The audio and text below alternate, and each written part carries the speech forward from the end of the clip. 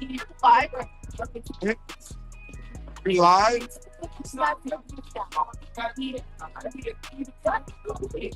Hey, Peter, y'all thought I was crazy. See what's going on? Y'all ain't live. Y'all just take it. No.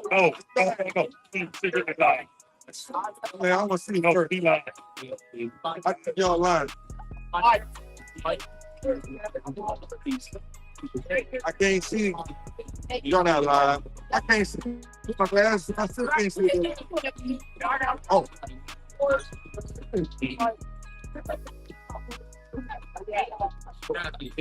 See that right there? Oh. No, you gotta tell me, man. I'm gonna say it. I'm gonna say it. I ain't gonna say it. I ain't gonna do that crazy. No.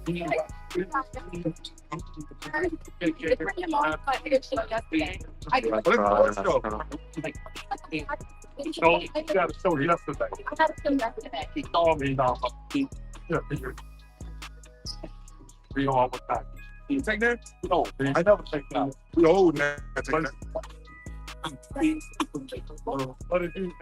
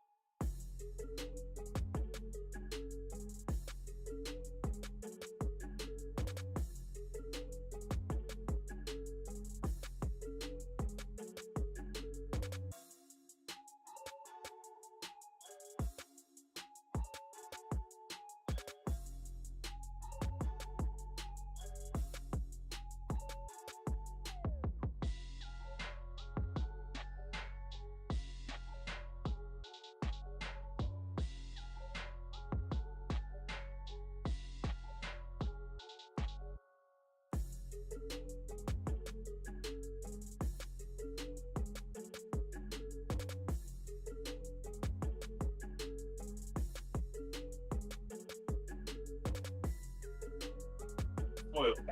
Okay. Happy Tuesday. You get to join me early. Oh, we're doing this again.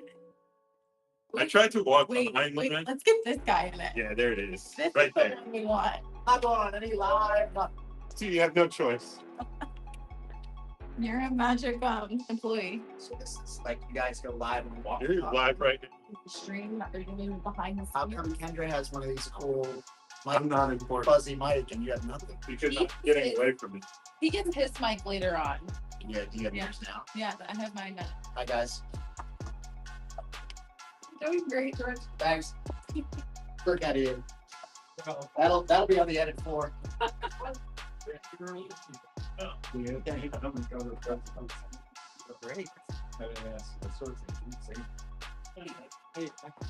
Oh my god, you know.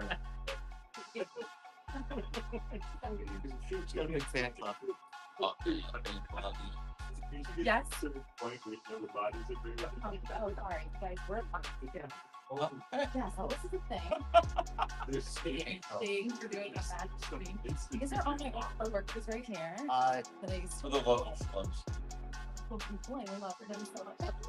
My favorite Botox, all of the things. Okay. Anyway, no more. I'm her favorite. Okay.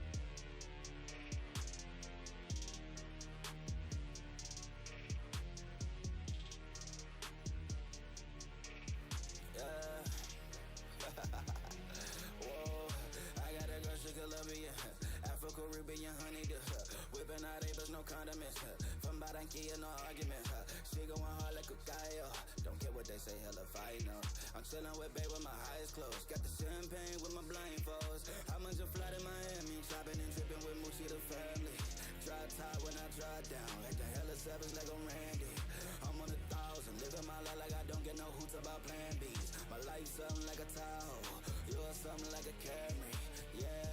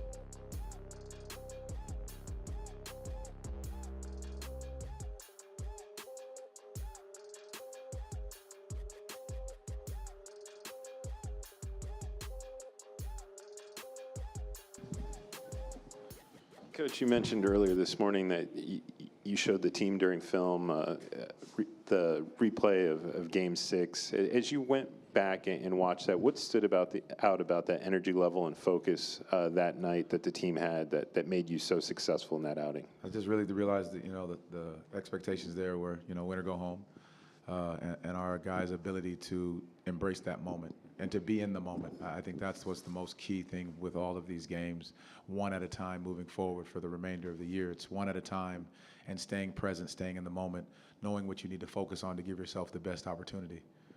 When you guys faced this team earlier this year, you guys fell down 18, but outscored them the next 3 quarters. So what's key tonight to getting off to a stronger start, I guess? Just that. How do we start the game?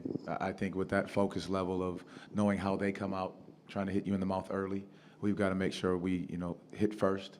And then obviously the game's going to be up and down, back and forth. There's going to be different flows of the game, but can we keep our poise? Can we stay steady and understand it is a game of runs? There's a game of flow that we've got to make sure that we just come out and hit first. Coach, this Cleveland roster has changed a little bit since the last time you guys faced them, notably with the wing depth. How do you hope to find success against the size and length of their recent acquisitions? Well, I think we have size and length as well, and so I think just being able to combat that with what we have is, and starts with the defensive end. Obviously, those guys are playing very good basketball right now. So our ability to defend the right way, move the basketball, and play our style and pace of basketball. We spoke this morning about how, this year is not last year, but Cleveland last year finished with 48 wins throughout the regular season. They're already at 47 this year. Just when you look at them on film from afar, what impresses you about the way that they play? They've been healthy for a majority of the year. I think that's a big key. That's one. But, again, shooting more threes, there's a different flow, free-flowing, catching the 3 ball, shooting the ball in transition. I think those are big keys to them. Mixing up the defense is just the same, but I think really it's just the flow in which the shots are going up a lot quicker from the three-point line. And those guys, Evan Mobley's taken a gigantic step from last year. I think he's a big key to what they're doing. And, silent heroes and Ty Jerome and Merrill playing good basketball. I think those small pieces are what has changed a little bit since last year. On that Evan Mobley leap from last year, he's really improved as a grab-and-go playmaker, handoff hub. How do you slow down that playmaking and cut that off and try to make some of the other guys beat you? Can you repeat the grab and who? He's really developed as a grab-and-go playmaker, full court, downhill force, bringing the ball up off a rebound and bringing the ball down the court and kind of looking to score, create. How do you slow down, cut off that valve as a playmaker and cut off some of that? Well, the beauty about, playing some of the games that we've played recently, you had a couple of those guys. You have Jaren Jackson Jr., you have Dyson Daniels, those are guys that are getting the rebound and looking to push it, on the break. So us being able to see that in these previous games gives you a glimpse of what he's able to do. And obviously knowing him from playing him in the playoffs as well last year, understanding it's all about how you watch your personnel and understand the game plan and know how you have to combat what he's doing. You touched on it at shoot-around this morning, just the importance of this game, and then obviously with Dan's question, going back and watching that Game 6. Wendell did talk about this being a must-win game, considering the circumstances and, just the way that Cleveland's been playing up to this point of the season. Would you go as far as to reiterating those same sentiments to your group? I mean, every game is important. And what I say at the end of the day is these are games that you want to win, and you're going out to get the win. It's also how you're playing basketball. I think it's so important. I will keep reiterating that right now is that are we playing good basketball right now and in March and April? Because as we continue to ramp up and hit it down the stretch, I think we've got to be playing some of our best basketball. And we're playing pretty good basketball right now. Now, they're at a high clip in what they've been doing all year, but we're playing some pretty good basketball right now, and we just have to stay consistent with that, with our process of how we continue to improve. Coach, do you think Paolo's back to where he was earlier in the season, or is it still a work in progress? I think it's been a flow, a different type of flow in different games, and I think his level, his mindset is there of what he knows he needs to do and how he needs to play. I think he keeps seeing different defenses, different looks, different, the gravity in which he holds. I think being able to recognize that is just the one piece that I think is just continuing to be looked at. But I think his mindset is right there where it needs to be. He knows exactly how teams are guarding him now, so he's seeing more and more of it. So he's definitely stepping in that direction fully. And can you talk about the uniqueness of Jared Allen? Not a lot of teams that most teams have anything like that on the defensive end. Dynamic roller, playmaker in the pocket. I know he's talked about over the years of just being able to be relied upon in the pocket on offense, but then defensively, just a constant rim presence. He's shifting all over the floor, protecting the rim. No matter where his matchup is, he's coming in to block shots. You have two bigs like that are able to protect the rim and go after shots. You've got to be smart in how you attack and when you attack and where you have the right spacing on the floor. Jamal, what were your takeaways or the lessons you learned from Game 7 last spring? There's a lot. I mean, that's a lot to dive into. And I think the key takeaways for us was obviously the importance of every possession, being able to stay in the moment, stay poised no matter what. It's a game of runs, but understanding when you make those runs is very important, and just sustaining our effort. I think those are big keys that you have to have when you play against a team like this, and when you play against good basketball teams. You've got to sustain your effort. You have to have competitive stamina, and you have to be able to understand that every possession matters within these games. Are you referring to the run that they had late in that second quarter, early in the third, to have that comeback and then take the lead? Yeah, I mean, you go back to it. I think we built an 18-point lead, and I think you're up 18, and they go on a run, and it's a 10-point game. And just being able to know that those runs are going to happen within a game, and not to get beside yourself, and know that that's part of the game of basketball. And I think as you mature and you grow and you go through these experiences, you realize that is part of the game, and knowing how to combat that on the floor real time. Are you keeping your same starters tonight? Yes. With that playoff series last year, it obviously went the distance because no road team won a game. Mm-hmm. Obviously, that means you guys went 3-0 here. This is one of 82 and not one of 7. Yeah. But what kind of atmosphere or environment are you expecting tonight here?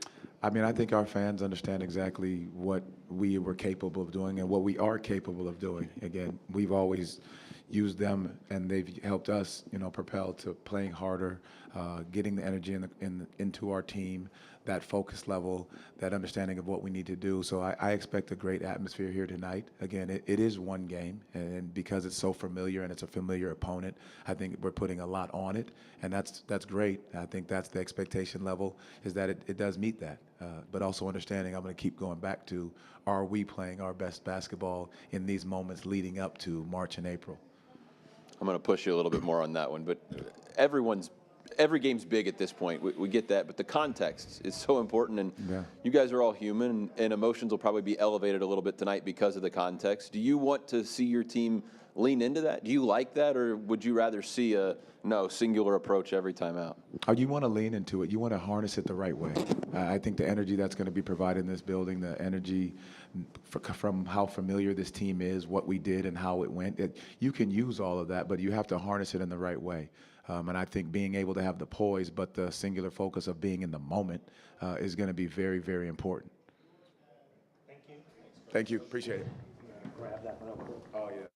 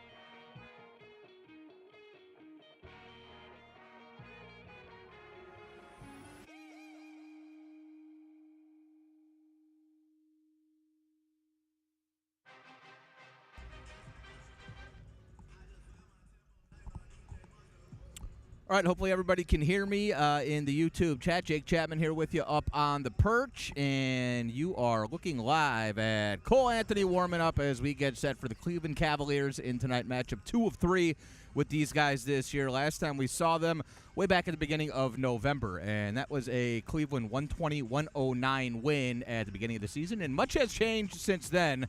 The Cavs, the best team in the league, 47-10 on the year.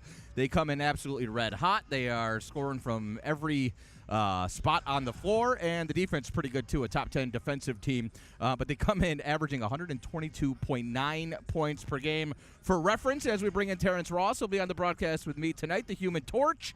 For reference, Terrence Ross, the Magic have scored over 122.9 points per game 3 times this year. So contrasting styles. But T, you played in numerous big games like this. What's it like when a 47-10 team comes in, and you've obviously got to mind your own business? You know, the Magic need to try to get out of the play-in scenario in the Eastern Conference. Every game very important coming down the stretch. But when you're the hunted, like the Cavaliers are this year, I would imagine you get up just a little bit extra for a team like that in competition like this. Absolutely. This is an assessment game. You come back from All-Star, you have more pieces back, you're trying to get the team playing well together, and then you have the best team coming in to your house, and you play well at home. So this could be a good matchup, good test, a good assessment game to see where they're at and how much more they need to go before playoffs get here. Hit us up in the comments on the YouTube chat. We'll try to get to any questions you may have. We'll be with you for the next 10, 15 minutes or so as we get ready for the Cavaliers. It's Jake Chapman, Terrence Ross here with you. We'll have pregame beginning at 7 o'clock tonight, and then the broadcast on 96.9, the Gamer flagship station, beginning at 7:30. The playoff familiarity, obviously, going back to last season. This Cavs group, we'll talk about how different they are with the new head coach, a little bit of a different style, some pretty similar personnel. But does that add anything extra, or at the very least, knowing how close you were to knocking this team off last year? I don't think anybody realized they would be this good this season, but there has to be a mental sort of component to knowing we can hang with these guys. We did it last spring. No, absolutely. This is a good matchup. I mean, last year's lessons have to turn into this year's growth. I mean, they played very well against this team. They took it in Game 7. And this team clearly made some adjustments in the offseason, and they came back better than ever. And they're playing really good basketball, #1 in the East. I mean, if you would have said that this team would have had 10 losses at this point in the season last year, I would have said, yeah, right. But this team is playing very well, and it'll be a good test to see what this young Magic team can do. I talked to Tim Elkhorn, the Cavs radio play-by-play guy, before we jumped on, and he was saying, you know, J.B. Bickerstaff, he said, did a phenomenal job of sort of setting the foundation and setting the baseline of what this group could be. And I think he probably helped them defensively and on the toughness side more than he's given credit for. He said, but changing up the offensive style, and you know, everybody runs similar stuff, right? It's like, where are you running pick and roll from? But he said it looks a lot closer to Golden State. They're using Evan Mobley as that Draymond kind of ball hub at the elbows, and it is drive, kick, and swing, and it's just a lot more sort of free-flowing. Is that something when sometimes I think we overblow systems, like I said, but is that something that in your mind, T, was like kind of an easy fix? Did Kenny Atkinson say, well, yeah, obviously we need to run it like that to get the best out of Darius Garland and Donovan Mitchell? Or is it something where it was an idea, then they got the buy-in, and it's worked out that quickly? I think when you have pieces like the Cavs have, it's all about the system that provides the most efficiency. And it takes a little bit of tinkering. They got Donovan Mitchell last year, and it was kind of an adjustment period, and they kind of had to, figure some things out. But now I think, with everything that happened last season, that really worked for them, and they went to the drawing board and they found out what works with them, and that's playing through the post, playing through your bigs, letting them be the decision makers. It puts pressure on your bigs on defense as well as the guards reacting to that. So they're figuring out what works for them. What do you think? I did a Cavs podcast yesterday, and I was asked about the Cavs matchup or the Magic's matchup with Boston versus the Cavs, and just sort of some of the top cream of the crop in the Eastern Conference. What will pose the biggest problems, do you think, for Cleveland in the postseason? Is it a backcourt like we would have if we were healthy with Jalen and KCP, who can match up with Garland and Mitchell and try to mitigate them a little bit? If there's an Achilles anywhere, what do you think it is? A little bit of both. I mean, definitely the Magic matchup well with them. Once we're healthy, have all our pieces, it's definitely tough for anybody in the league to score 120-plus points a game. But on the flip side of that, the Celtics also have a ton of experience. They've been to the finals. They know what it takes. And they're a team that's playing well. I mean, and the thing my coach used to always tell me after All-Star was those are the teams doing well at the beginning of the season, they can be a little flukish. But after the All-Star break, if you can see a team that was doing well in the first half and they continue to grow in the second half, that's a dangerous team. And it feels like the Celtics are really just in a spot where they're comfortable and they're going to start putting pressure in the second part of the season. But at the same time, I mean, this team's playing really well, man.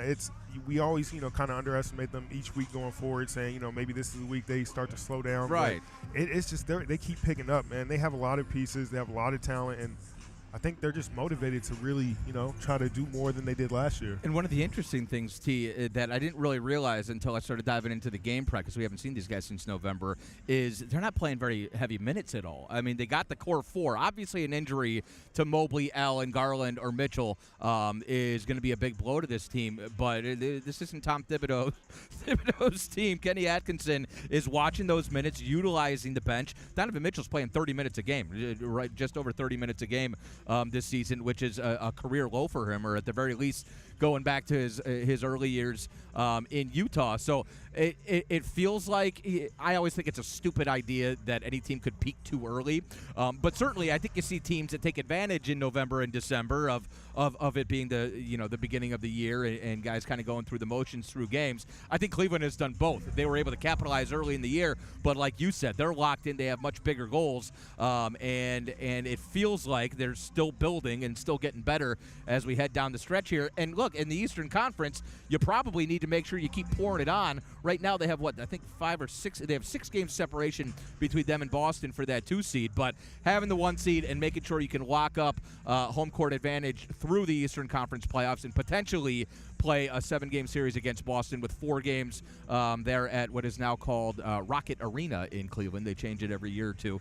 That would be big for this Cleveland team. So I think they understand the importance of all these games coming down the stretch. And I do think, going back to what we talked about as far as the way the teams match up, Boston and Orlando are sort of built sort of similarly, right? Like with 2 jumbo wings that are going to have the ball in their hands, and then you're going to have to match up from there. And also with 2 backcourts and 2 guards who are going to crawl into the ball and get after you with Holiday and Derek White, and then KCP and Jalen when we're healthy. I think the matchup will be sort of interesting. I think Cleveland, we have their attention. I think the Cavs come in tonight. It's not just another game for them. They realize how tough it was in the postseason to get by us last year. And also, only one of, the guards aren't going to pick up Paolo or Franz. It's going to be Evan Mobley, probably going to be matched up with Banchero, and then somebody else, whether it's DeAndre Hunter, Max Strus, whoever else is on the floor. Isaac Okoro is going to have to pick up Franz. I do kind of think we match up well with this team with our size and with the fact that whoever the odd man out is out of the core 4 in the starting 5 for Cleveland, somebody's going to have to pick up either Paolo or Franz, and I think we have the advantage as far as that matchup goes. No, absolutely. And I think the other thing, too, is Cleveland respects this Orlando team. They don't overlook them and be like, oh, this is a young team that's still trying to figure it out. Like, Orlando took them to 7 games and almost won that game 7 in Cleveland. So this isn't a team that, they're coming in just looking over. They take this team serious, and it's going to be interesting to see how they can uphold the rest of the season, especially going with that target on your back. It's so tough. They're fighting for something bigger, man. Having home court advantage through the postseason, if you can maintain that number 1 seed, it helps a lot, man. You have that home court advantage. You really just need to sneak one on the road to make it, kind of your favor. So, right. This team is really coming together, and it's interesting because every week I always say the same thing. Like, is this the week they start to slow down? Is this the week that but they just keep taking off, man. They're playing well. The minutes are, under control. Everybody's healthy. And then they're getting production from, 14 guys on the team, not just their starting 5 and the 6-man. They're so deep, and it's hard, man. They've been playing together for the majority of the year, and it's going to be interesting to see, how this young Magic team reacts to that. That's an excellent segue. It's almost like we prepared this because I was going to talk about Ty Jerome next.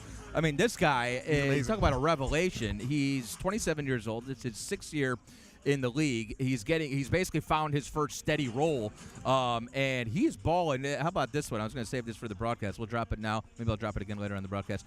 He's shooting 59% from the field on 2-pointers outside of 8 feet, so essentially on middies. He's first in the league. He's better than Kevin Durant at shooting from that area on the floor, which is absolutely mind-blowing. I'm sure you've seen guys like that who sort of, the league is so freaking talented, and you've got guys like that who just needed to find the right opportunity.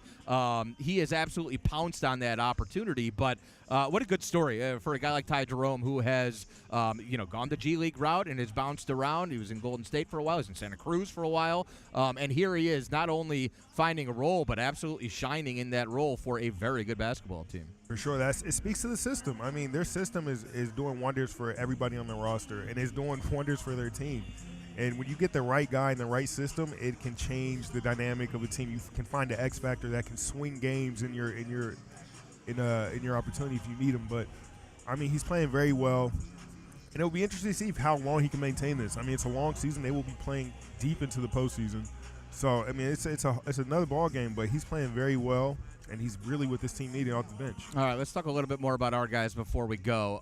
It's been a while since we've had you on the broadcast. I know there's probably nobody happier for Cole Anthony than the guy sitting to my right. Earlier in the season, you were up here with me when Cole was out of the rotation, and you and I both kept saying we're going to need this guy before the end of the year. It was before the end of the calendar year that we ended up needing Cole Anthony. He's been awesome in the starting lineup. He's coming off a rocky night. He was 1 for 9 the other night. But just going back here in the month of February, you're talking about 14 points a game. He's shooting 47% from the field, 40% from three-point range. Always gets you a couple rebounds and a couple assists. What have you seen from Cole, and how important was it sort of mentally? It doesn't feel like Cole lacks for confidence, but it had to have been a blow to his confidence earlier in the season, not to be playing the way that he expects from himself and to be out of the rotation.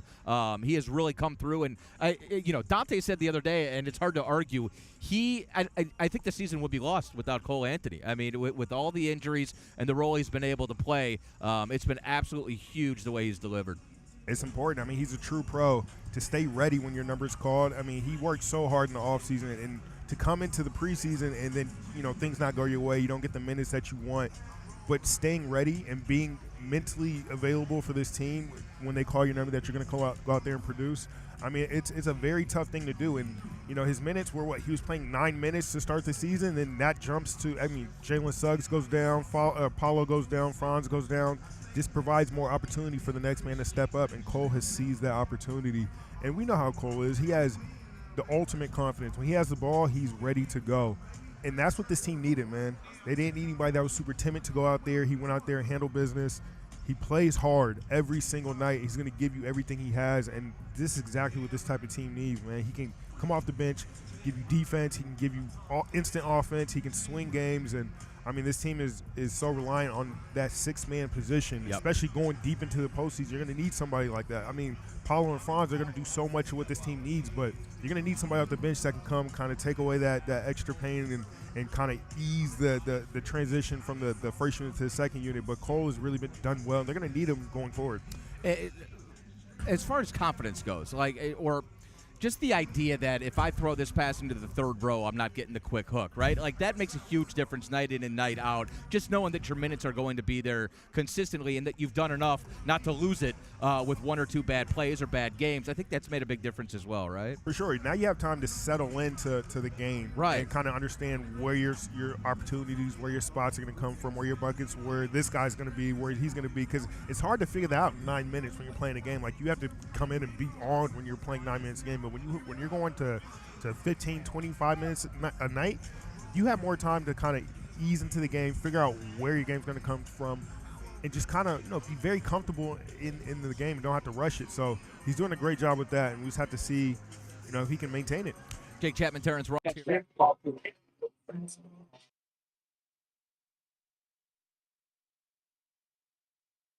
Some shots.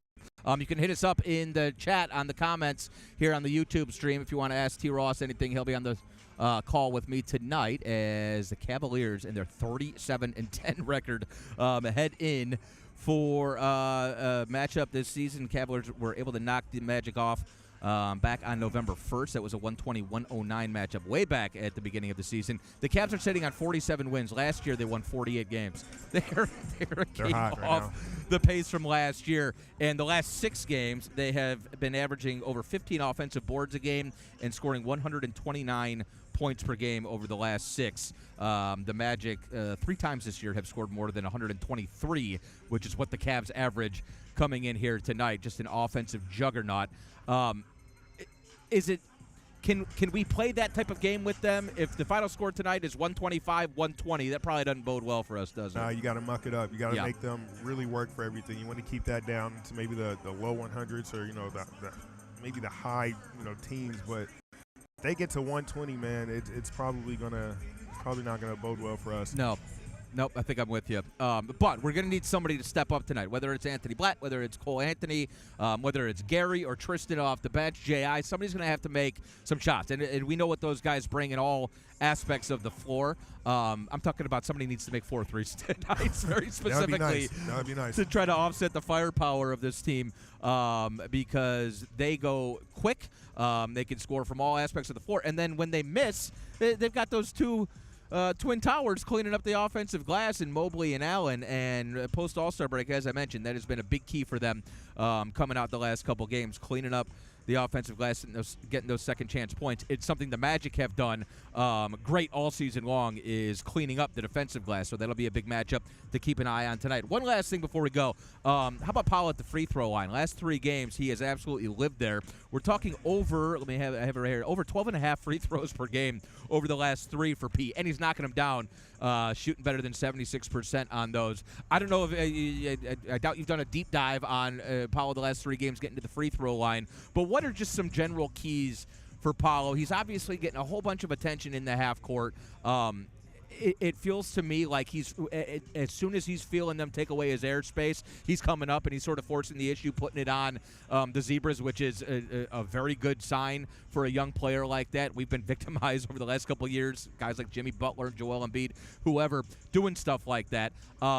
But for Paolo, he should be shooting 8 free throws a night almost no matter what. What are some sort of little tricks to the trade, especially if the jumper's not falling, to try to get to the free throw line, rather than the old adage is always just put your head down and get there?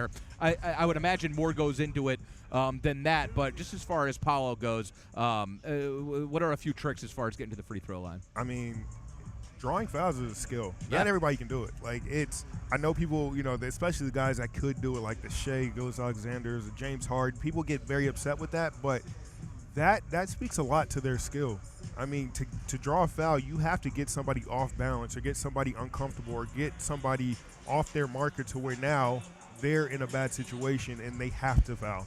To do that is very tough, and I think Paolo is starting to learn how to do that and how to do that when he wants. And that's going to change the game. If this guy can get to the free throw line 8-10 times a game, I mean, that's going to change, that's an extra 10 points for this team. But it's very hard, and you have to build that rapport with the refs. Because after a while, once one ref sees it and the next ref sees it, then it becomes a thing where now this is a part of this guy's game, and I think Paolo is moving in that direction. I'll leave you guys on this. The Magic have struggled this season, I think, if they felt like they've had a bad whistle, and especially with the pressure on in games like this.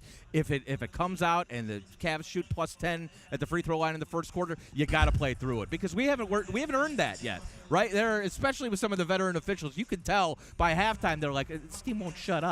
At times, you just got to kind of bite the bullet, swallow your tongue, and play through it, because I don't think officials necessarily want to hear it, and especially if you're kind of a new kid on the block, by the end of the night, you're not going to be getting the benefit of those doubts. So I think the Magic, look, they're set up. Atmosphere is going to be absolutely electric tonight. You ready for this? This is going to be fun, isn't it? Set up for what should be a great game tonight as the Cavaliers come to town. Wendell Carter Jr. said twice in his media session this morning, it is a must-win game. Not all is lost if you end up losing this game. A lot of teams have lost games to the Cavaliers over the course of the season, but what a win tonight against the Cavaliers could do for this team's confidence, getting back to 500 and beating a team that has only lost 10 games this year. And they have the second-best road record in the league as well, 20-6 coming in. So it would just be the 7th road loss of the season if Orlando can get this one. T, thanks. That was awesome. You did all the heavy lifting. I love it. All right, there he is, Terrence Ross. Jake Chapman here with you. We'll be on the call beginning at 7 o'clock, the pregame show on 96.9 The Game, and then the Magic and the Cavaliers at 7:30. Let's send you back down to the floor.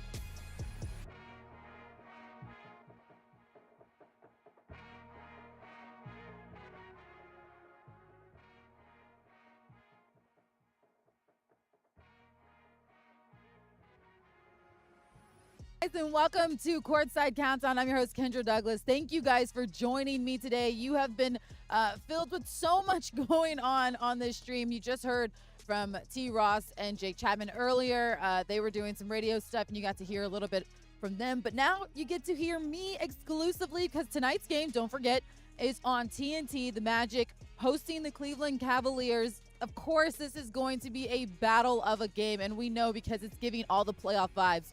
They were talking a little bit about it in the pregame. Just, Coach Mosley talked about how he showed them Game 6. And, of course, when you think about what this team accomplished here on this court, everyone won at their home game. So the Magic will always want to protect a home court going into tonight's game.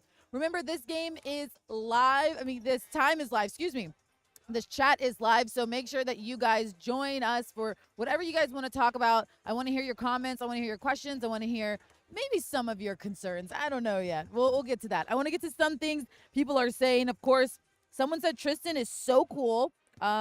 Wish we had the local broadcast crew. I know. We love hearing David Steele and JT on the call, but tonight, you guys, they are going to have the night off. Great time to just reset, regroup, and get ready for the next game. But you guys, there are so many connections when it comes to tonight's call, too. 3D is in the building. Dennis Scott, we had him earlier on the stream. He's going to be sidelining this one. You have Stan Van Gundy, who's going to be calling this game here tonight. So plenty of Magic connections where you still kind of get like a local feel. They were local guys at one point in time. Make sure that you guys are subscribed to all of our channels so that way you can continue to be in the know and stay up to date with everything that we have going on. All right, let's recap this last game before we talk about the upcoming game. The Magic at home, they needed that bounce back win, of course, going against the Washington Wizards in this game. And when you think about what they were able to do, it was the first half, though, that really kind of was slow for them, but they broke into this game in that third quarter, outscoring the Wizards 32-17 in that one. The Magic had 54 points in the paint, held the Wizards to just 41% shooting from the floor. From the Wizards, it was Jordan Poole who led that team in 16 points on the night on that one. But for the Magic, it was Franz Wagner and Anthony Black. They both scored 23 points in this game. I think what I really loved about it was you saw a difference in how this team played in that second half. Defensively, they were just a little bit stronger. They were going after a little bit more. Franz Wagner and you see right there, Franz and Goga having themselves a time out there. This team was just having fun. They're going to need that same energy tonight going into this game. Your final score for that game, 110-90. Getting a win here inside the Kia Center. Powell finished with 19. Wendell and Goga both with 11 points. As you can see right there, the Magic outscored them in rebounds. They were close in assists. And so Anthony Black also tied his career high with 23 points in this game. Much needed comeback win for this Magic team, especially after they saw just such a tight game against Memphis, and they wanted that win, but I think that also showed you that they can compete with teams like this. So let's listen to the sound and how the guys felt after the game. Coach, your group was able to blow this one open in the second half. What did you like about your group's ability to come out in the third quarter and really set the tone for the rest of the game? I really like the way we responded. Obviously the other night, took its toll on us a little bit, but I think our ability to respond the right way, it wasn't always pretty, but that third quarter, guys stepped up, our defense stepped up, and we were able to get out, run, and get some easy baskets. Just our defense, the way we finished possessions, and the offense, I think that was a big difference between the first and second half. And I think we took out the three ball pretty well in the second half. Was anything said by anyone in particular, or did you guys just know as a group we have to play better, or what was the mindset coming out of the half? Just continuing to apply pressure on the defensive end, picking up the guards, making it tough on them, because we know they could get going from the three-point line. So it's kind of just something we felt, and just something we knew that we had to turn up a little bit in the second half. Mosley and AB, who had a stellar game. We'll get into that a little bit, but I want to get to some of your comments that you guys are saying. Magic, you hope they get a win in this one. Go Magic. Lots of Go Magic on the Facebook page. I'm chiming in with the Facebook group tonight, so if you are on Facebook, continue to just bring in the energy. What do you guys want to talk about? Give us your comments. I'm looking at them. I see Game 6 vibes, which Mosley talked a little bit about that. You have the Game 6 vibes in this one because the Magic being able to take care of home court and be able to take care of business in this game. It'll be a good one. I'm laughing over here because I got Bo Outlaw in the mix just kind of chiming in. You coming in? Come sit. Yep, as I do. I love it, Bo. I love it. You know, I was talking just a little bit because people are saying Game 6 vibes. They're feeling the energy from when the Magic had the home court. I think we got to turn your mic on real quick. If they don't hear you real quick, I'll give you the mic. Can you guys hear him? Can you hear him? Can you hear him? Mic check. Okay. Game 6 vibes though. This, of course. Oh, they don't hear you. I'll hand you over the mic in a minute. This is obviously going to be a big game because we saw them play in playoffs. It's a big one for this team, but you know you gotta love the energy and the crowd that's going to come in here tonight. Of course you're going to love the energy. She said my mic should be working. Oh, here we go. Here we go. I love it. Me. Here we go. You know what it was going to be. It's Cleveland Cavaliers. They're playing great right now. We're getting back in our little stride. And, of course, our guys remember what happened last year. So this is going to be a big game, and it is what it is. They remember, we remember.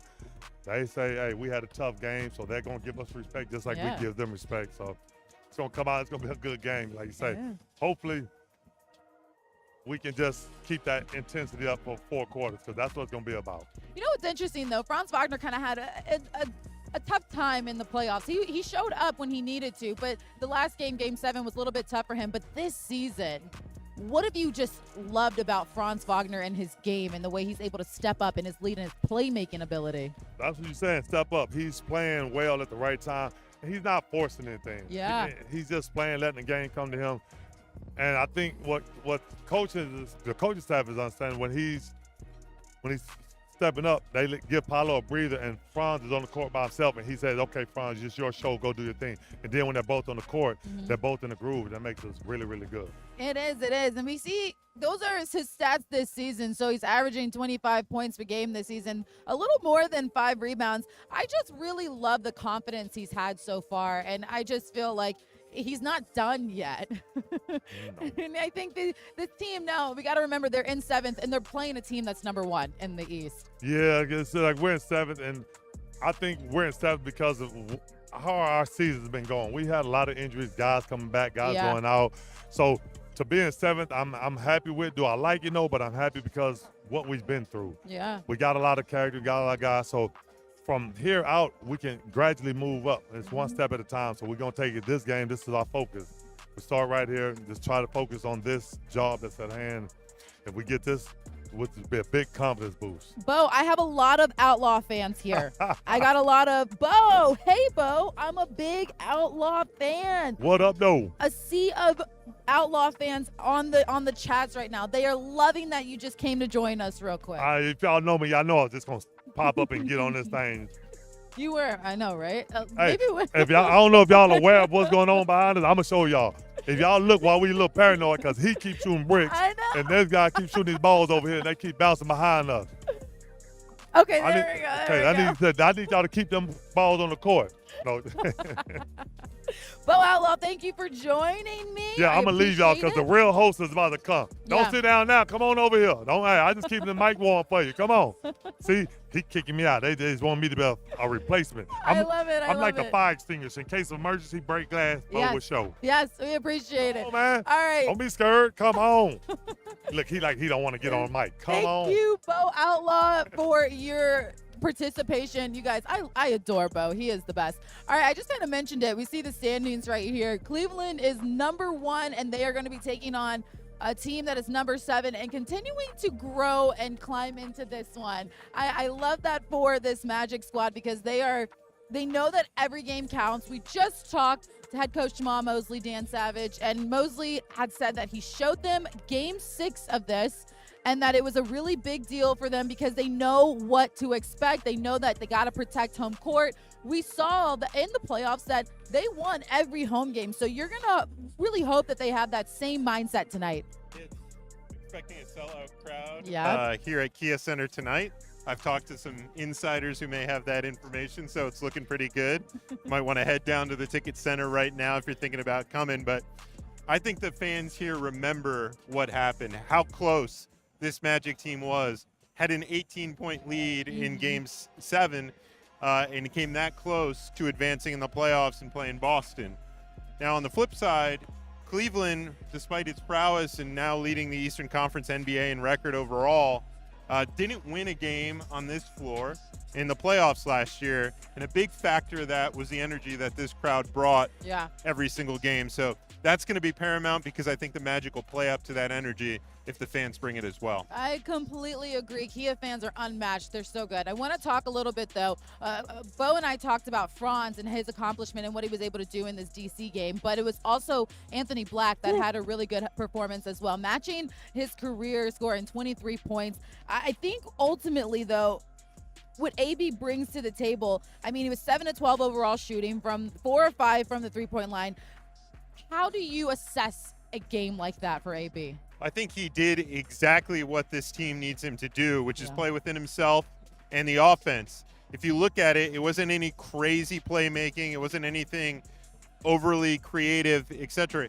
He knocked down his open shots from the corner, was aggressive going to the rack, and played high-end defense. And those are all areas where he's extremely capable. If he could do that consistently, play with that aggressiveness, make his corner open threes, set his feet, knock them down, this Magic team will be a very tough one to beat because my friend Josh Cohen had some incredible numbers on him. He sure did. We're going to listen in at Josh Cohen because he did. He had a great little preview. Let's take a look at what Josh had to say about Anthony Black.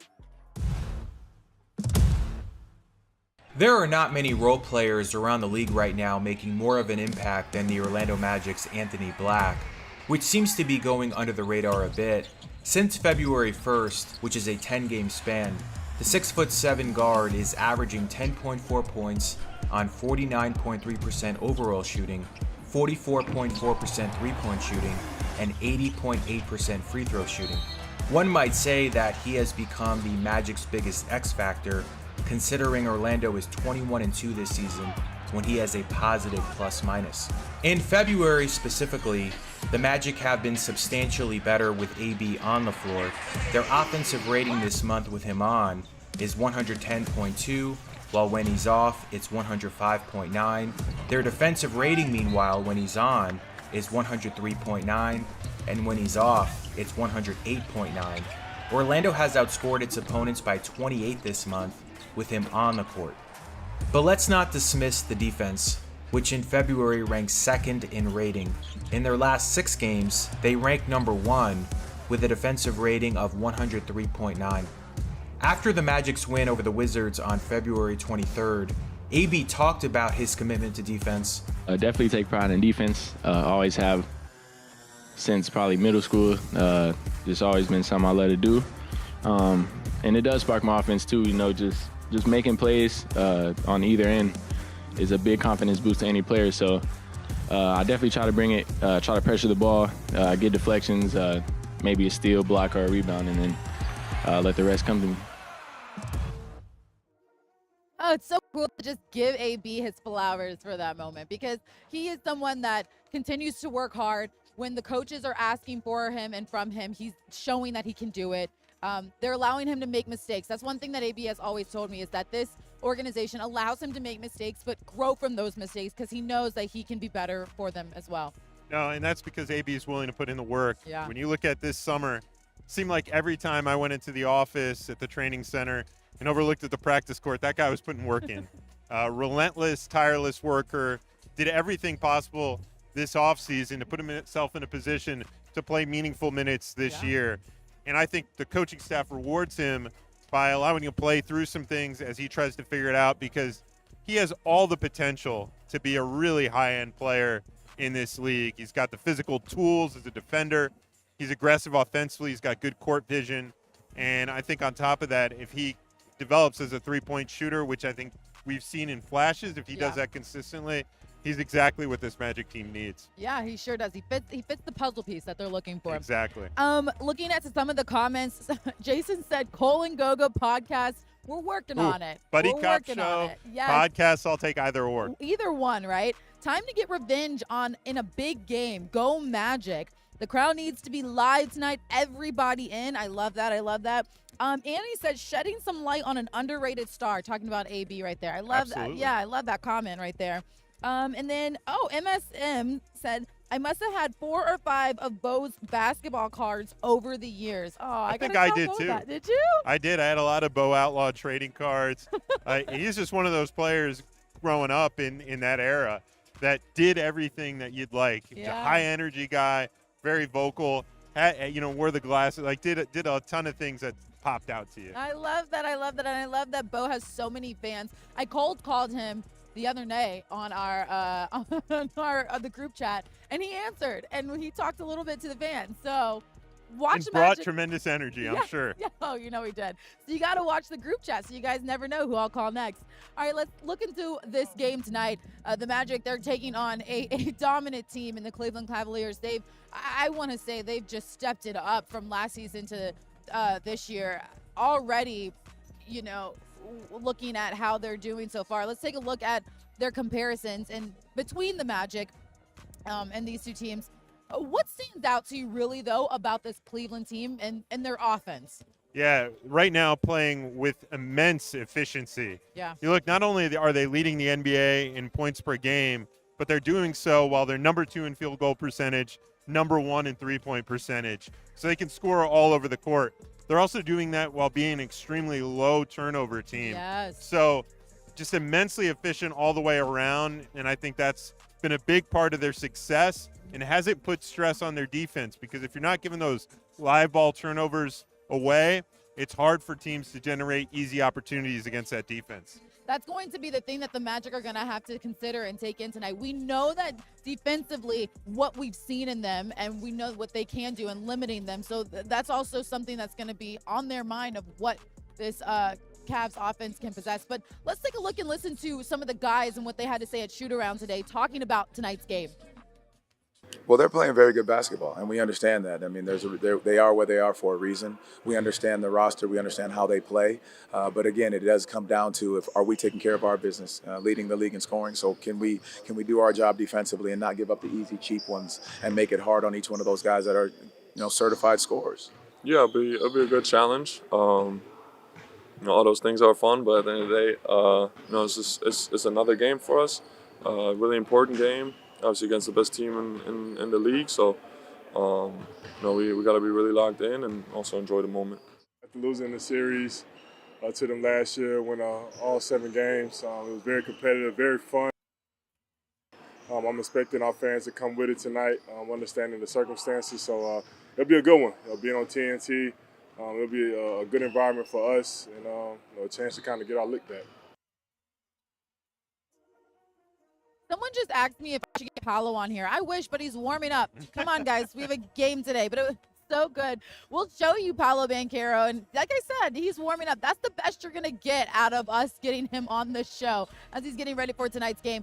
But everyone you just heard talking about how important tonight's game is for this Magic team, protecting home court, going against a team that they went all the way to 7 in playoffs. But, of course, the head of the snake for this Cleveland Cavaliers team is Spidey Mitchell. Donovan Mitchell, his performance and his game so far this season against Memphis, Mitchell finished with a game high of 33 points. He's averaging 24 points per game this season, which is 21st best in the NBA. He scored 20-plus points in 37 games, including 17 games of 30-plus points. I mean, I can go on talking about Donovan Mitchell. Yeah, he is a threat to go off for 50 any given night, as Magic fans are well aware.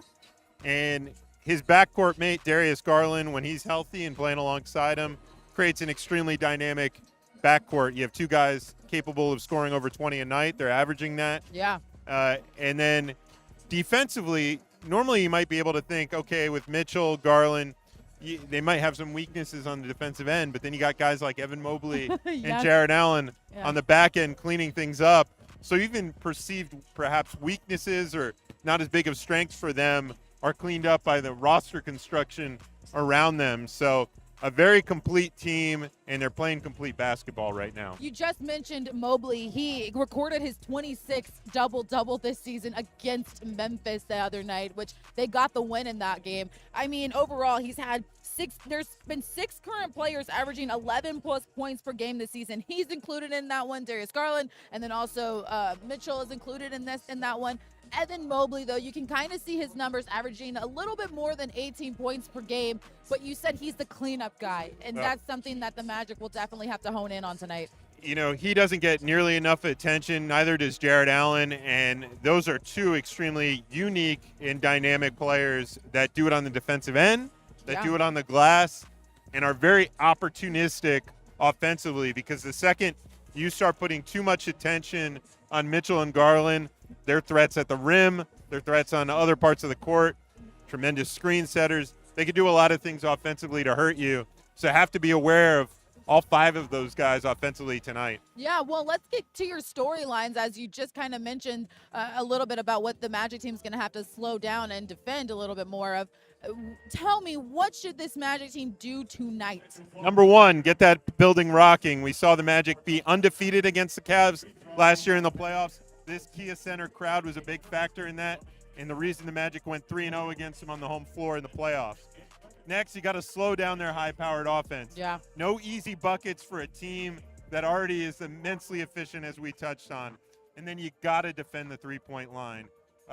Threes are more valuable than 2s. That's obvious. This is the number 1 three-point percentage shooting team in the NBA. You have to at least make it difficult against them, because look, against some team like the Wizards, you could play good basketball and you'll likely win. Against a team like the Cavs, you have to play great, efficient basketball to give yourself a chance to win. Yeah. So that's what the Magic have to do tonight, and I think that's why Magic head coach Jamal Mosley emphasized heavily that a big part of tonight is playing the right style of basketball, because if you do that, win or lose, you can hold your head high, and that sets you up, because you're not going to face many teams over the remaining 20-something games like the Cleveland Cavaliers. So you just got to play high-end, efficient, focused basketball to give yourself a chance tonight. We're nearing towards the end of Courtside Countdown, but I want to take a look at the Cleveland's last 5 games, and just because I want you guys to get an understanding Won 7 straight. Yeah, they've won 7 straight. So just taking a look at their last 5, as you can see, they put up numbers offensively against their teams. I mean, even against Memphis, it was 129 to 123, a very tight battle, very good battle at that as well. But this is a team that has a very high-powered offense that they've just continued to build off of from last year. No, and you look at that win over New York, I mean, they manhandled them. Yeah. To the point where the Knicks, who are a very high-end contender in the Eastern Conference, their local media was questioning, can the Knicks even compete with the high-end teams in the Eastern Conference? That's how much the Cavs dismantled them and took them out of what they wanted to do. So for me, you just have to play a high-end basketball, not give up anything easy, and get in a dogfight with them. Because we saw last year that when the Magic do that, they're very capable of beating this team, especially on this floor. I think it's very also interesting. What changed from last year to this year? Of course, they have a new head coach, and I know that does have some emphasis in that. But what was it specifically that you noticed with this Cleveland team that has really just made them step up a little bit more? They really are turning it on. No, I think, Kenny Atkinson is known for getting the most out of his teams offensively. He's done that, so you got to give him his flowers there. And then from the player's perspective, I hit on a few times, but efficiency. Yeah. You're seeing very few wasted possessions. They're not sloppy with the basketball. They're taking care of it very well, and then shooting it at a high-end clip. All guys on their end are putting it up towards a career level of efficiency. So that's what they're doing very well, and the Magic have the defenders and the personnel to take them out of it tonight. So if I'm Jamal Mosley, I want to see an inefficient night. Yes. And one of those ones that the Cavs look back on and go, why were we having so many turnovers? Why weren't we shooting as well? And attribute that to the Magic's length and defensive stalwarts. You know that this Magic team, they're going to want to hit first. They understand what's at stake. They said, like, yes, every game counts, but they know that this one has a little bit more energy into it. Taking a look at the upcoming schedule for the Orlando Magic, the next upcoming game is against the Golden State Warriors, and then you see they got a little bit of a series going on between Toronto. They now have Brandon Ingram, too, on the mix, so it should be a little bit of a new-look team, but you're still going to get Scotty Barnes in that one as well. So big games coming up for the Magic as they look to continue to just hone in, get some more wins under their belt, try to make a good standing going into playoffs. And your final comments for tonight's game. Yeah, this is going to be one of the best teams that you see in this building all season. Yeah. I know Steph Curry and Golden State will draw high-end fanfare, but this Cavs team is playing legitimately the best basketball in the NBA this season, right up there with the OKCs of the world. And look, what that tells me is that when the Magic are playing their high-end basketball, they're capable of playing with anyone. Yes. We've seen them have success against the Celtics over the years. Yep. They took this Cleveland team to 7 games last season, and there's not many changes within them. So that tells me when the Magic are playing their end of basketball, brand of basketball, they're healthy, they could play with anyone. So it's a matter of getting back to that and playing at the level they did in the postseason last year, and also getting that Jalen Suggs guy healthy. Yes, of course. All right, keep Anthony Black rolling against their second unit. Play consistent through all facets of the game. Crazy how Courtside show has improved. Oh, thank you. Oh, She look, said we're we've making improved. strides too. Yes, keep cooking, Dan and Kendra. I love the comments. We're growing in this as well. You know, the Magic want to be playing their best basketball in March and April. We want to be doing the best Courtside countdown in March, April, in the postseason as well. There we go. I love the energy. Thank you guys for watching Courtside Countdown with us. Don't forget tonight's game is on TNT at 7:30 tonight. The Magic, they will be taking on the Cleveland Cavaliers. Should be a good one. Again, make sure that you subscribe to all of our channels so you can stay in the know and be up to date with everything going on. And go Magic.